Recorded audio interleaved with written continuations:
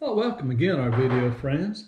This is the first Sunday of the new year, 2022. And I hope the Lord will bless these videos and use them for many years to come. And it's my prayer that He will. And if you have a friend you would like to share this with, I would appreciate that. And perhaps they can be blessed by the Word of God. And I do my best, as you know, to stay in the Bible and to let "Thus saith the Lord" be what is said, and as little of my own opinions as would be necessary. But let's look now to the book of Genesis, chapter 35, picking up with Jacob, verse 16. And they journeyed from Bethel, and there was but a little way to come to Ephraim. And Rachel travailed, and she had hard labor. Well, what's going to happen here? And it came to pass when she was in hard labor that the midwife said to her, "Fear not, thou shalt have this son also." So Rachel's in a bad way. The labor is going very hard. Verse 18. And it came to pass as her soul was in departing, for she died. She was dying here. She died. And she called his name Benoni, which means son of sorrow. And that's what she named it. But his father called his name Benjamin, and that means son of my right hand. And so Jacob says, no, he's not going to be a son of sorrow. Maybe to Rachel, I could see her saying this in her dying hours, and no doubt as she had struggled greatly in delivering this child. And I've seen my wife give birth to our 7 children and realize how hard that is when a woman gives birth to children. And you could imagine as she was dying, probably the anguish and the grief and also the darkness and sorrow that had hit her mind, to name him Benoni, son of sorrow. Well, we could imagine Rachel being in this state of mind as she was dying. And I tell you what, we need to think too hard about people when they're dying if they say something that might be out of the way or unkind. We just shouldn't think too hard of them. It may be that they're just really struggling and having a hard time. I haven't been with any of my family when they have died, their very dying moments, but I'm told that they all died well. They all died in a relatively good spirit and a good attitude, and that they left here looking on into the next world very well. We, as I've said, I've seen some of my family before they died, and the months before it, and sometimes they weren't feeling too well. Sometimes they were not just overly bubbly and cheerful, and sometimes they might be fussing at me a little bit. And I've heard my brother talk about my grandpa fussing at him, saying a few things probably that's a little rough on him. But remember, it's the end of their lives. Remember, they're probably knowing that they're soon dying, and who knows all the sadness that may be within them to have to say goodbye. And so we won't think hard of Rachel for saying these words, and we full well understand the joy that it brought to Jacob as he held this son that Rachel gave birth to, as you know, he greatly loved Rachel.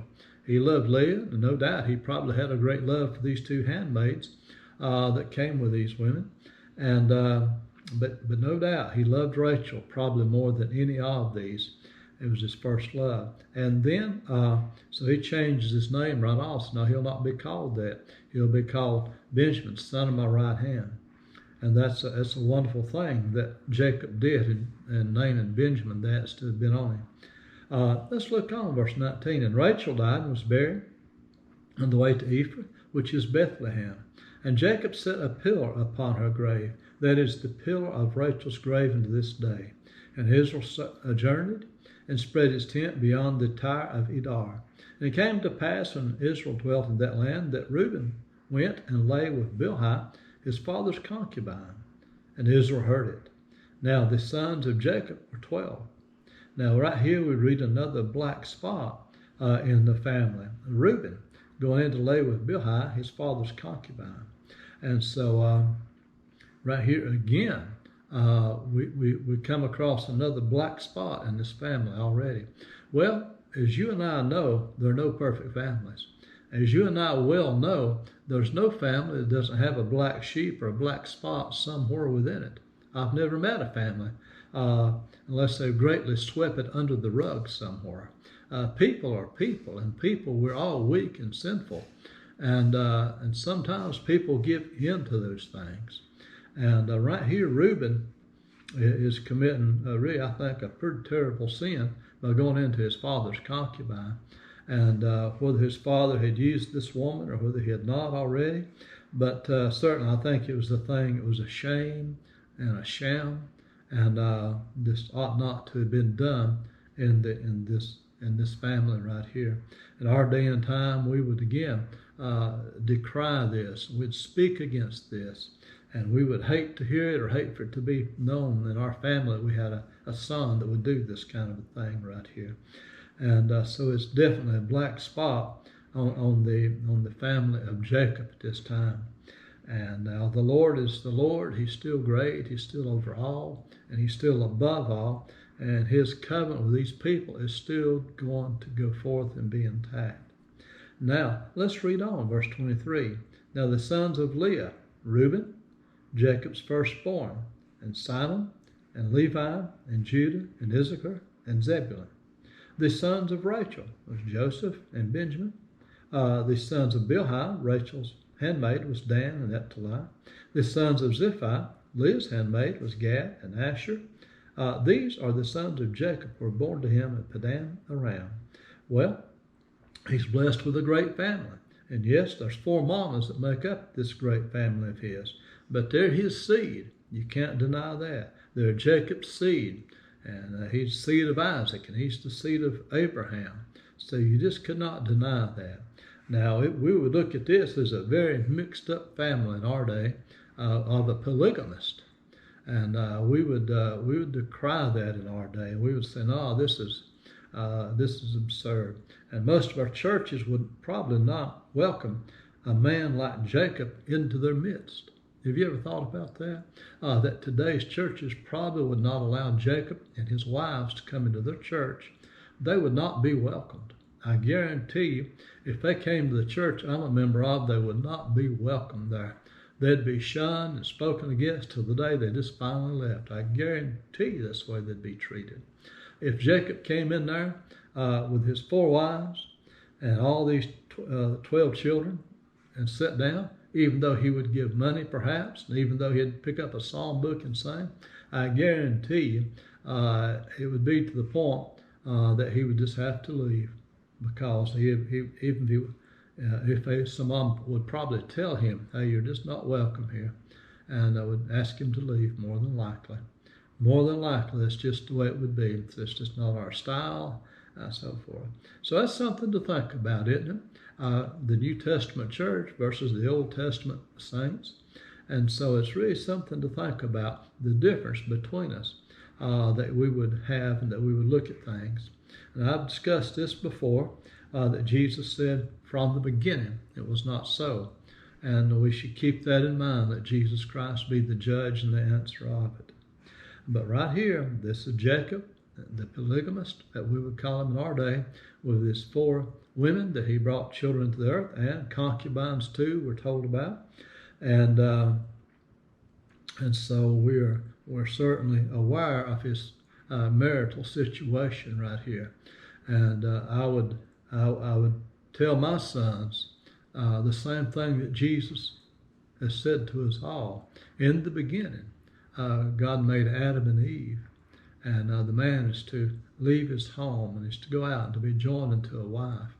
That was the plan of God from the very beginning, Adam and Eve. There was never a second, third, or fourth, or fifth wife made for Adam. There was one. And so I would tell my sons that.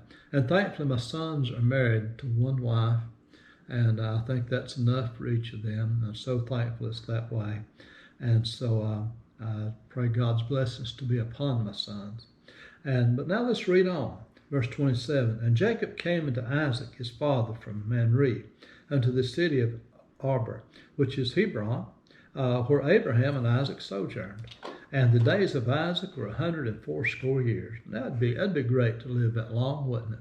That'd be a wonderful length of days to live, 180 years. You never hear of anybody in our day and time living that long. But if you notice now, at this point of the scriptures, and this point of the race in the history of the human race, that the days of man have been shortened.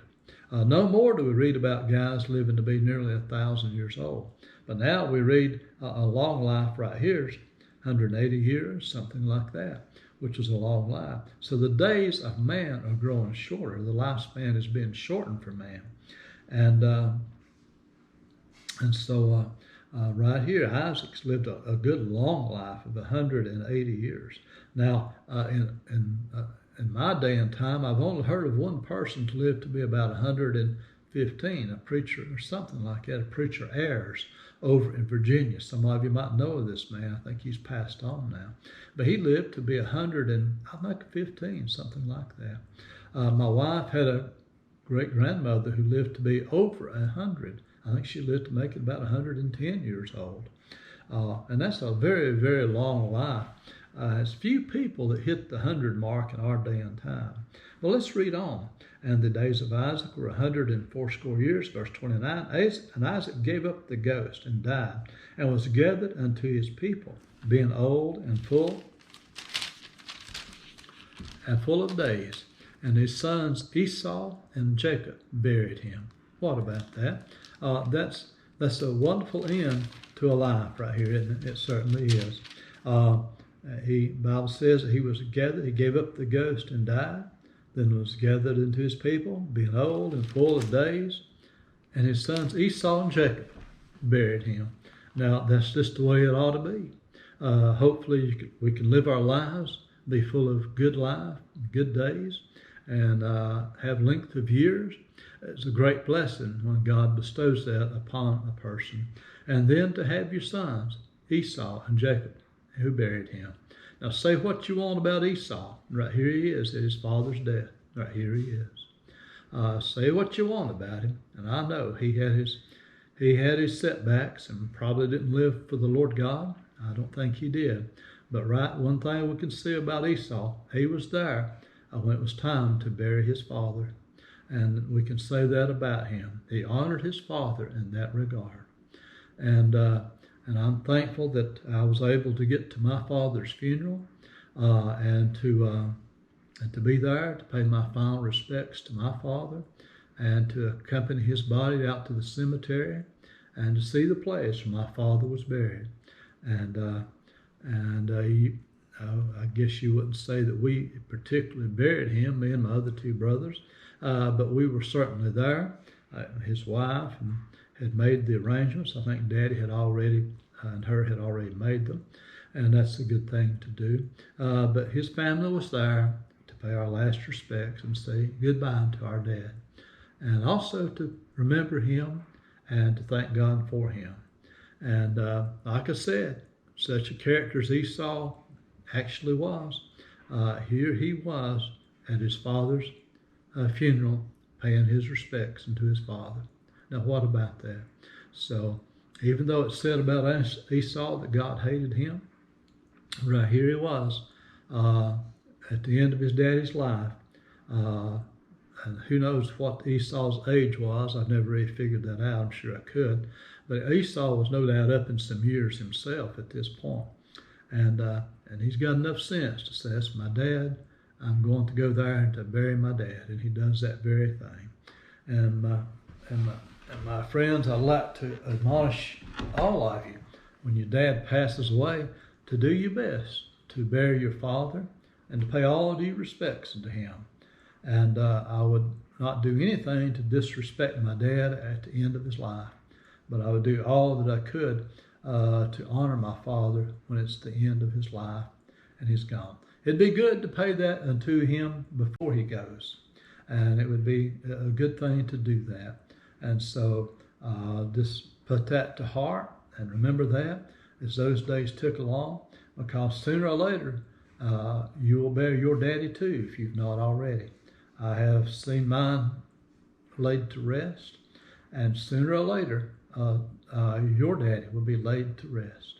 I know there may be children listening to these videos, and I hope they are. And your dad may be strong and big, and I mean, he may just be such a giant. And we had family here over the holiday. One of the little grandsons told me, my daddy can pick up this house. And I said, wow. I said, man, he's strong, ain't he? And the little boy said, oh yeah, my daddy can do it. And I know we all think that way of our daddies when we're little. And then but sooner or later, the little grandson will, as the years go by, sooner or later, he'll be like Esau and Jacob. Be time to go bury his mighty strong daddy. Well, my friends, may God bless you, and may God help you in all that you do, and may he be with you in the days to come.